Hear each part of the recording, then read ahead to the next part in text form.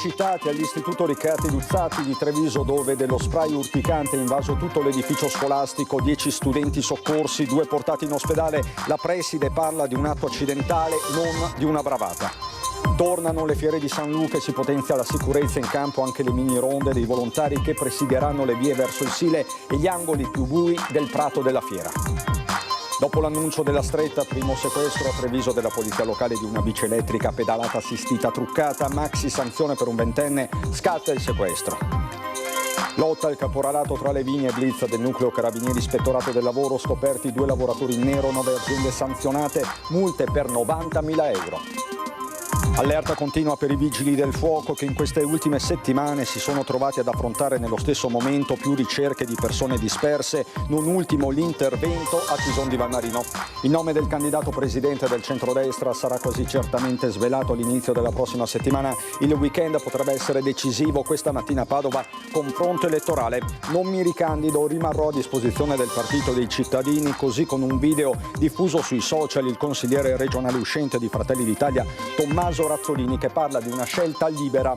Entrano nel vivo le celebrazioni alpine della sezione Treviso in attesa del raduno di domenica. Stasera alle 20:15 su Antenna 3 le emozioni del Coro dei Cori dalla chiesa di Santa Maria in Colle a Montebelluna. Bentrovati, buonasera telespettatrici, telespettatori di Antenna 3. Dunque la mattinata di mobilitazione che si è vissuta al Luzzati di Treviso in apertura di questa edizione trevigiana dei nostri telegiornali, una mattinata quindi che ha visto un soccorso da parte di SUEM 118, Vigili del Fuoco, Forze dell'Ordine, per dello spray urticante che ha invaso buona parte dell'edificio scolastico. 10 ragazzi sono rimasti intossicati e 2 studentesse in particolare sono state portate al pronto soccorso. La ricostruzione di questa mattinata particolarmente difficile di Edi Caliman con Nicoletta Rizzetto.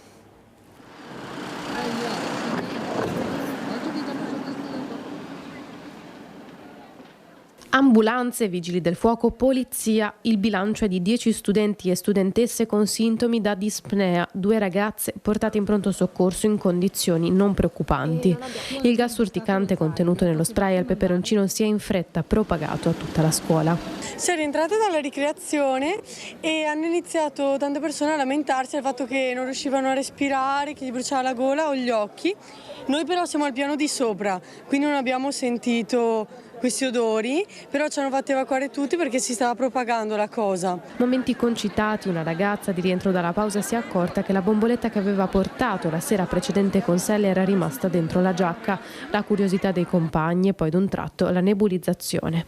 Siamo rientrati, è arrivato l'odore al secondo piano, siamo riusciti.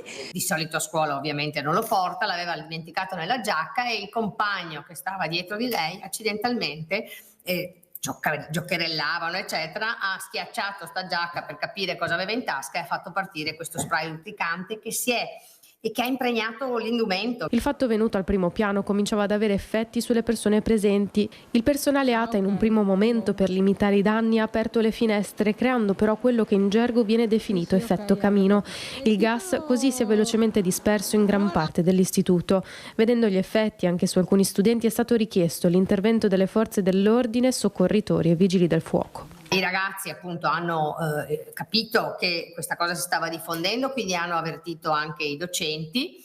Nel frattempo avevamo provveduto a mettere in atto il piano di sicurezza della scuola quando succedono appunto situazioni di questo genere e hanno evacuato. Alcuni hanno manifestato fastidio, avevano rossore alla zona della gola e prurito in gola. Ci è voluta circa un'ora perché tutto tornasse alla normalità e l'aria all'interno della scuola si ripulisse. Intervenuti per questo anche i vigili del fuoco che, una volta prese le misurazioni e accertato le condizioni di salubrità dell'aria, hanno potuto far rientrare i ragazzi e i professori nell'istituto. Rimasti con il personale medico solo alcuni studenti per degli accertamenti. La cosa importante, dice la preside, è che da subito gli studenti coinvolti hanno collaborato per aiutare le forze dell'ordine. Sono particolarmente orgogliosa, al di là della scemenza che hanno fatto, uno di portarsi dietro il peperoncino e l'altro di aver tocchignato la giacca della studente. Sono fanno queste cose in maniera, come posso dire, con poco raziocinio. Ho trovato assolutamente positivo che si siano immediatamente presi le loro responsabilità. Insomma, si guarda al bicchiere mezzo pieno e parliamo di sicurezza, parliamo delle fiere di San Luca che ritornano con una novità, le mini ronde, possiamo chiamarle così, dei volontari proprio per garantire l'ordine e in chiave anti-baby gang. Non è proprio una vera e propria violenza, tra virgolette, perché anche all'interno del Luna Park adesso abbiamo ormai tutti il servizio di sicurezza, perciò diciamo non riescono a trovare mollo, però irrispettosi più che altro, non hanno più il rispetto che si aveva noi quando si era ragazzini con i più grandi, creano questi gruppi e sono ingestibili. Questa è la fotografia dei baby bulli fatta da chi li vede passare ogni giorno e in tante città venete. Corrado Carpentieri, una vita e un'azienda di attrazioni per il Luna Park, oramai li distingue subito, sia che siano nell'area divertimenti di Mestre, alla fiera del Mandorlato a Colonia Veneta, ai mercatini di Natale a Verona o alle fiere di San Luca a Treviso. È proprio qui, forte della sua esperienza e quella dei colleghi delle altre attrazioni, quest'anno ha deciso di rafforzare i controlli. Associazioni che collaborano con l'associazione delle fiere per gestire tutti gli angoli bui di fiera. Luoghi dove lo spaccio, scippi e piccoli furti potrebbero accadere più facilmente e per questo presidati da una sorta di ronde di volontari pronti a segnalare ogni movimento o persona sospetta. Servizio di ordine, polizia, finanza, con cani antidroga come l'anno scorso presenti sul territorio dall'apertura alla chiusura. 40 persone di noi ci siamo addestrati per poter ricevere qualsiasi tipo di emergenza ci si presenti, oltre a un'agenzia specializzata ferma i varchi per il controllo di chi entra e chi esce. Ci sarà anche un contapersone ai varchi per un appuntamento storico che porta sul prato della fiera migliaia di persone in un solo giorno. Per questo sarà rafforzato anche il presidio sanitario. Abbiamo un servizio sanitario, un'azienda specializzata con ambulanza presente a fiera, nei giorni di massima affluenza addirittura 2 squadre che gireranno con defibrillatori e barelle pieghevoli, oltre ai vigili del fuoco presenti sempre nei giorni di massima affluenza. Ecco, diamo un po' un conteggio medio, minimo e massimo delle giornate delle fiere che avete riscontrato negli anni scorsi. Abbiamo un totale altissimo perché passiamo le 350.000 persone di visita alle fiere. Rimaniamo a Treviso dove dopo l'annuncio della stretta è scattato il primo sequestro di una bicicletta elettrica pedalata assistita truccata. Ecco, io sto andando a 44 all'ora, 43 e lui praticamente alla mia stessa velocità, senza pedalare. Ecco, io sto andando a 25 all'ora, quindi quello là sicuramente sta andando a 40. Questi video ci sono stati inviati da alcuni telespettatori che o in bici o in auto mostravano con tanto di contachilometri alla mano la velocità con cui procedevano queste biciclette a pedalata assistita, biciclette per modo di dire, visto che spesso corrono come motorini, sfrecciando a gran velocità anche sulle piste ciclabili. Queste condividono le stesse piste ciclabili degli altri utenti e quindi di conseguenza finirci addosso sicuramente aumenterebbe il rischio di farsi male seriamente. Dopo che nei giorni scorsi il Comune di Treviso aveva annunciato il giro di vite per questi mezzi a pedalata assistita truccati, modificati per superare la potenza e i limiti di velocità di 25 km/h previsti dalla normativa vigente, ora arrivano i risultati dei controlli straordinari della polizia locale, anche grazie proprio alle segnalazioni di alcuni cittadini. In via Roma gli agenti hanno fermato un 20enne alla guida di una bicicletta evidentemente utilizzata come ciclomotore. Di fatto, spiega il comandante, i pedali gli servivano soltanto per appoggiare i piedi. Oltre al fermo del mezzo sono scattate le sanzioni previste per un importo complessivo di circa 500 euro.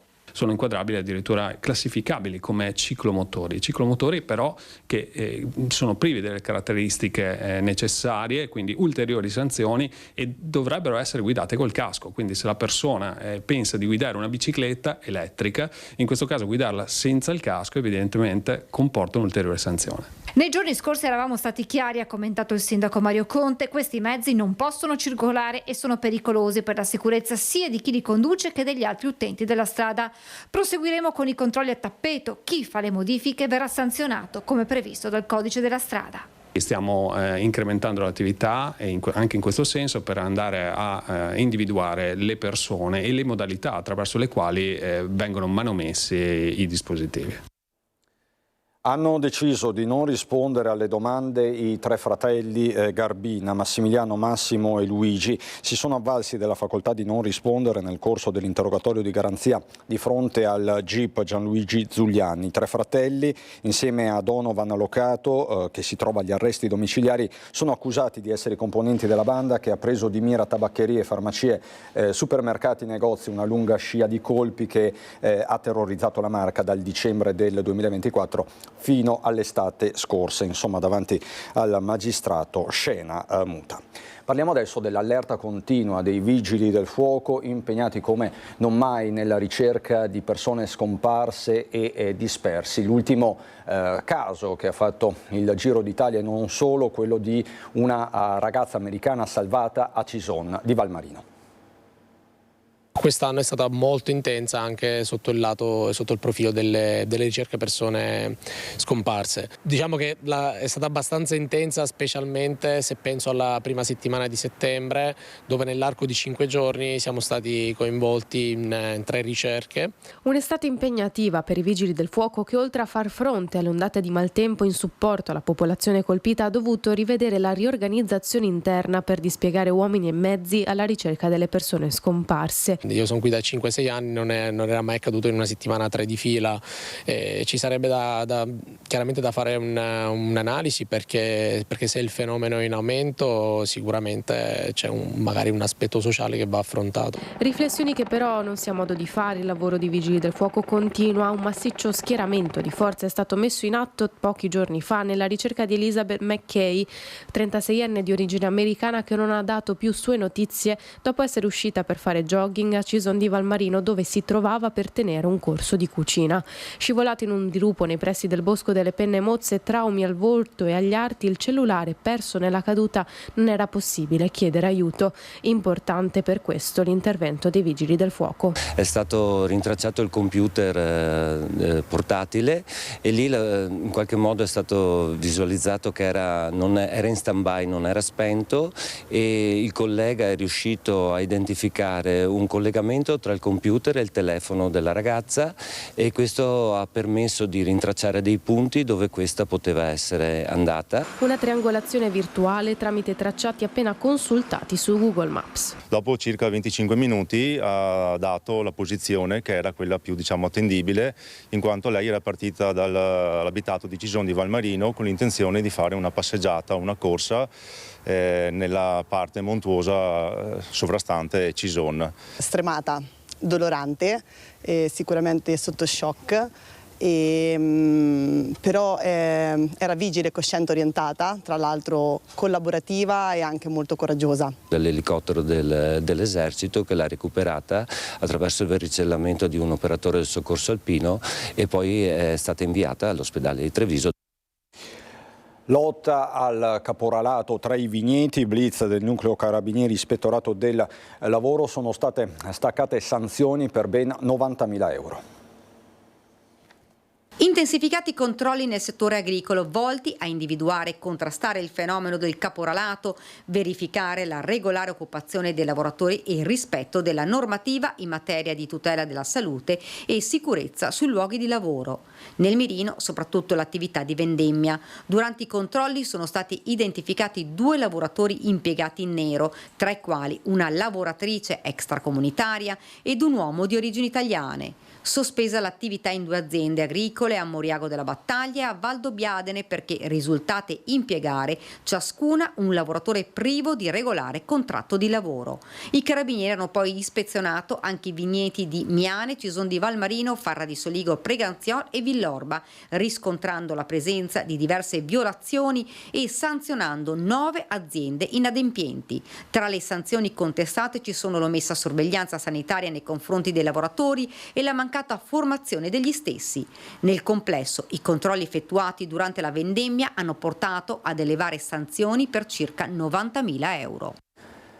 Si terranno lunedì prossimo alle 15:30 nella chiesa di Castelmigno di Resana i funerali di Morena Mazzocca, la cinquantenne investita da una 39enne mentre stava camminando lungo via Giotto a Castelfranco dopo aver portato il figlio a scuola. La tragedia era avvenuta il 15 settembre, la donna portata in ospedale in gravissime condizioni morì 2 giorni dopo a causa dei gravi traumi. La procura di Treviso ha aperto un'inchiesta e ha indagato la 39enne alla guida della Fiat 500X per omicidio stradale.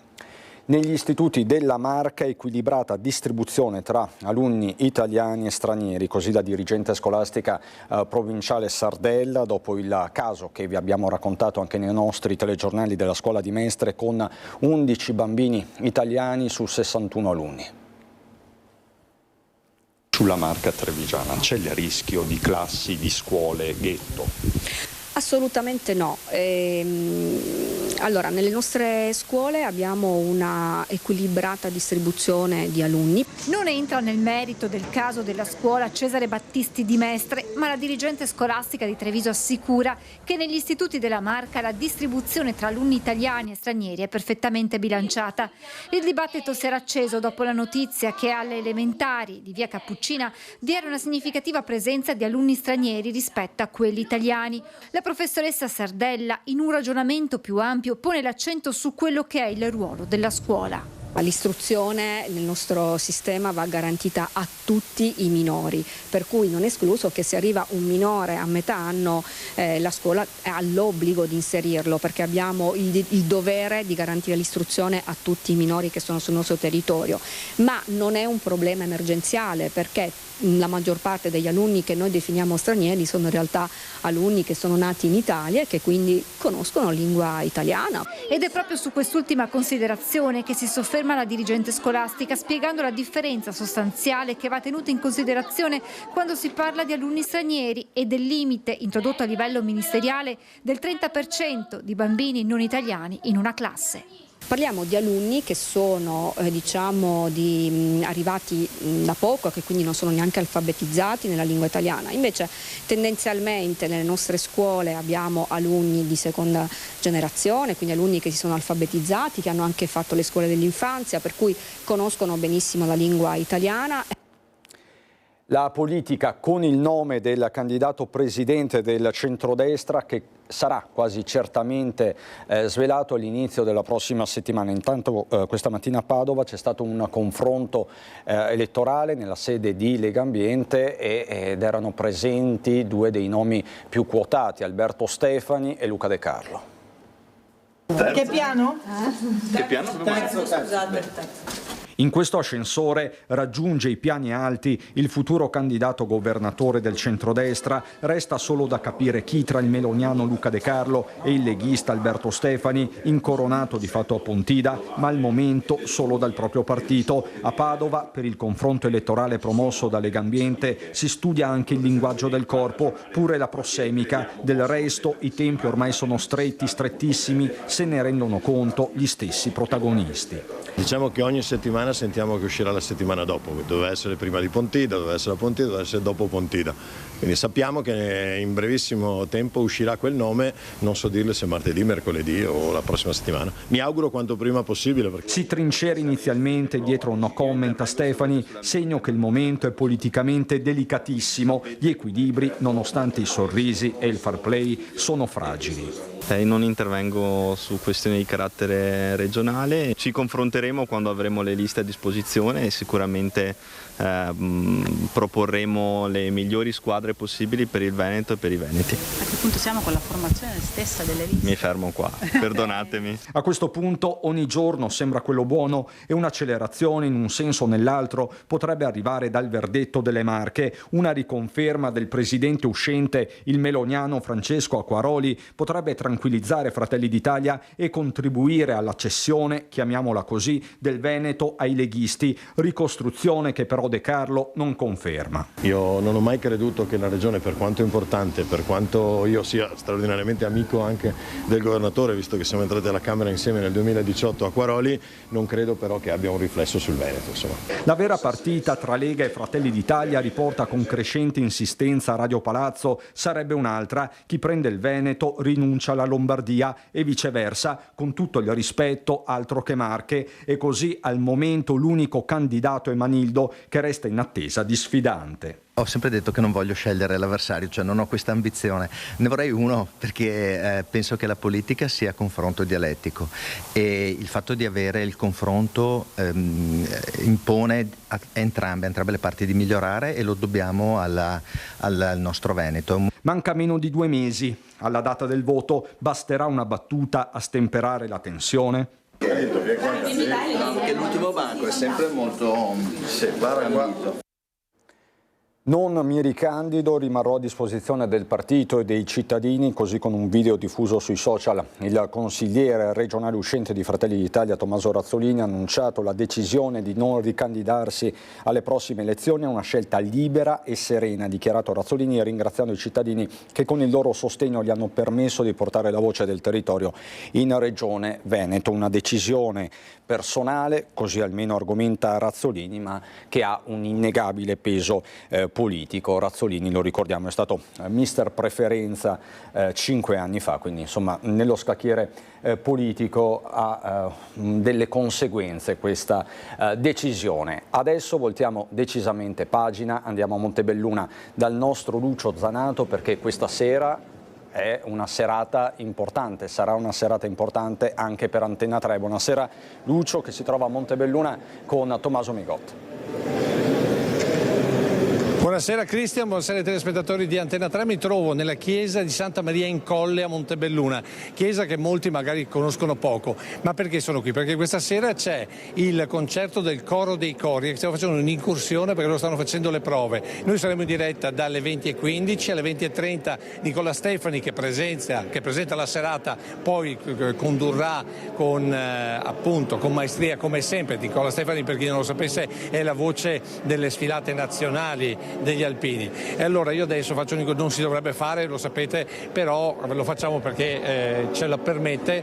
Chiedo scusa maestro, so che Maestro Prevedel. Allora, questa sera 20:30 comincia la serata, il Coro dei Cori, ma soprattutto nuove risonanze alpine. Cosa sentiremo?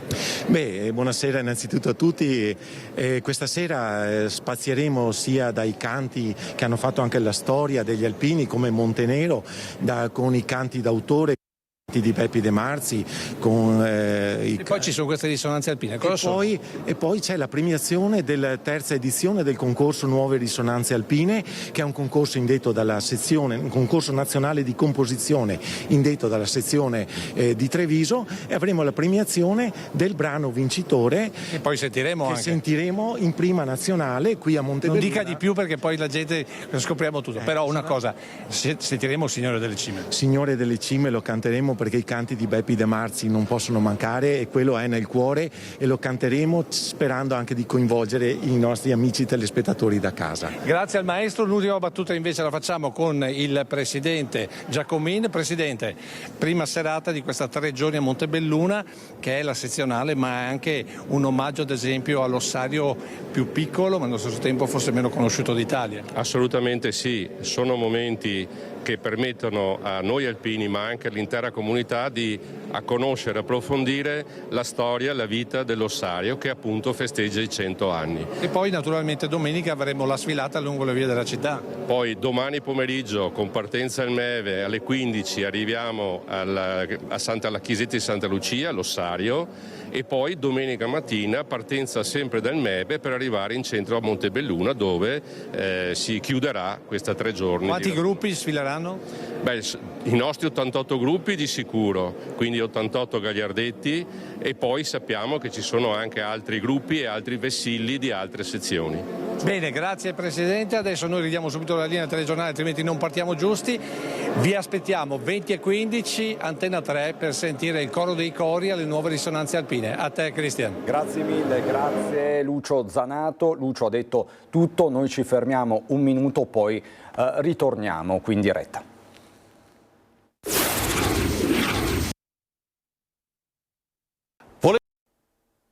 Di nuovo in diretta, ritorniamo a parlare delle antiche fiere di San Luca, l'edizione è la numero 799.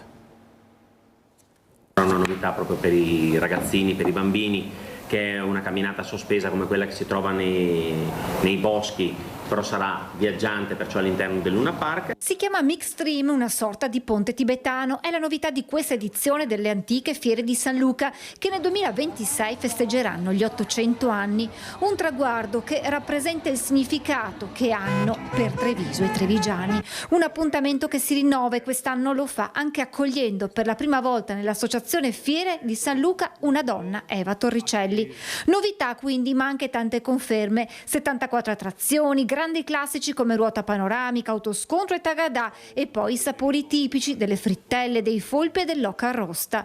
Treviso e le fiere, un legame forte, racchiuso anche in una lettera che ha commosso tutti. Di un bambino pronto ad accogliere i figli di Corrado, che ha una giostra e che quindi per un periodo starà a scuola qui a Treviso. Loro sono itineranti e quindi cambiano durante l'anno parecchie scuole, però è anche bello che i bambini li accolgano così, segno evidente che tutti non vediamo l'ora che inizino le fiere. Ricco come sempre il programma di eventi, dai cartoon party alle giornate dedicate agli studenti e ai più piccini, con 40.000 biglietti distribuiti nelle scuole, a quella che ospiterà gli anziani ospiti delle residenze ISRA. Fiere di San Luca dunque per grandi e piccini, per nuovi e vecchi ricordi da custodire nel proprio album. Invito tutti a partecipare e riaprire l'album dei ricordi legati alle fiere. Io ricordo che mia mamma non mi faceva andare con il giubbotto nuovo perché sennò l'avrei sporcato, così come ricordo sempre molto volentieri e fritto e gli autoscontri. Insomma, ognuno di noi porta con sé dei ricordi che però devono essere sempre alimentati, quindi vi aspettiamo alle fiere di San Luca. E adesso c'è il nostro generale Giancarlo Iannicelli con le sue previsioni del tempo. L'instabilità che ci ha accompagnato in queste ultimissime ore con fenomeni localmente anche intensi tende ad attenuarsi, anche se rimane ancora viva. Vedete dalla carta del tempo, infatti la pressione è in aumento su di noi, questo apporterà un miglioramento, però vedete quelle linee di instabilità sono infiltrazioni di aria ancora instabile, umida, che in parte rovineranno questo fine settimana, soprattutto la prima parte, quindi per sabato, ma non inficeranno tutto sommato un fine settimana discreto. Prevediamo infatti per stasera un peggioramento, quindi qualche pioggia residua, non intensa, naturalmente sparsa, che potrebbe andare avanti per tutta la notte. Domani poi avremo un sabato all'insegna dell'instabilità, della variabilità, quindi anche qualche spazio di sereno, ma anche delle nuvole che saranno, delle nubi che si intensificheranno durante la sera. Domani sera potremo avere ancora qualche piccola debole pioggia che andrà avanti sempre a carattere intermittente durante la notte tra sabato e domenica. Domenica non ci accorgeremo del peggioramento perché avverrà di notte, e poi durante il giorno abbiamo una tendenza al sereno, quindi tutto sommato una domenica discreta, buona per la stagione che stiamo vivendo. Poi la settimana proseguirà sul tipo di tempo variabile, quindi questa nuvolosità che va e viene, ma non sono previste piogge persistenti o almeno estese. I venti saranno deboli di direzione variabile, le temperature 15-16 gradi le minime, 22-24 gradi le massime. La prossima settimana però tenderanno a calare anche in modo evidente. L'Alta Adriatica è previsto da poco mosso a localmente mosso. È tutto. Andiamo a Belluno. La cronaca sindacale in primo piano. Si è riunito oggi il tavolo regionale di monitoraggio relativo alla reindustrializzazione realizzata da Innovatec nello stabilimento produttivo ex Safilo di Longarone. L'incontro non ha visto la convergenza delle parti in merito alla cassa integrazione. Le parti sindacali non sottoscriveranno l'accordo e l'azienda richiederà l'ammortizzatore sociale per un anno ulteriore a partire da novembre, ma non integrerà più l'importo fino al raggiungimento del salario pieno come fatto finora in virtù di un onere definito proprio con Safilo. Quindi questi gli aggiornamenti sul fronte sindacale. C'è poi il fronte delle infrastrutture, si è tenuto sempre oggi pomeriggio a Mambelluno il tavolo prefettizio per l'aggiornamento sui lavori ANAS in corso presso la Galleria Comelico lungo la strada statale 52 Carnica. Fino a giovedì 9 ottobre si proseguirà con le attuali modalità. La galleria sarà chiusa al transito in orario notturno dalle 22 alle 6 del mattino, esclusi fine settimana. Si è confermato che la chiusura notturna dovrà essere attuata dalle 22 alle 6 del mattino successivo, 7 giorni su 7. È stato confermato altresì che la galleria sarà totalmente chiusa al traffico dalle 14:30 di venerdì 10 ottobre fino alle 6 del mattino di lunedì 13 ottobre. E c'è poi l'Alemagna, facciamo il punto. Strada statale 51 di Alemagna, croce e delizia di turisti e residenti. Quest'estate è stata segnata da episodi gravi, vedi la frana che invase nuovamente l'abitato di Cancia, vedi le ripetute chiusure in occasione delle violente precipitazioni che hanno caratterizzato le scorse settimane. A San Vito, diversamente da Valle e da Tai, faticano a proseguire i lavori per la variante, ma anche fossero completati domani non risolverebbero il problema che si è verificato quest'estate e che necessita di una soluzione definitiva. ANAS so che sta già lavorando su una progettazione per mettere in sicurezza definitivamente proprio quel tratto di strada, diciamo sulla falsariga di ciò che è avvenuto più a nord ancora ad Acquabona, e però lì bisogna fare un intervento sicuramente più invasivo. Sembrerebbe che la soluzione viadotto sia migliore rispetto a quella in galleria, troveranno la soluzione gli esperti perché lì è un problema che va risolto. Con l'arrivo del freddo la franosità dovrebbe andare a scemare, ma c'è da augurarsi che si pensi a una soluzione prima della prossima estate, perché se per i turisti non è un grosso problema non poter andare una sera da San Vito a Cortina, cosa diversa è per i residenti a San Vito che lavorano a Cortina trovarsi costretti a fare 2 ore di strada per tornare a casa invece che 5 minuti. Mancano poche ore all'edizione 2025 della Pride Belluno, che domani tornerà ad animare le vie della città, del capoluogo, con corteo, interventi e spettacoli. L'appuntamento è per le 14 nella piazzale della stazione. Tra gli ospiti Vladimir Luxuria, così domani a Belluno a partire dalle 14. Subito dopo la sigla c'è il meteo. Buona serata.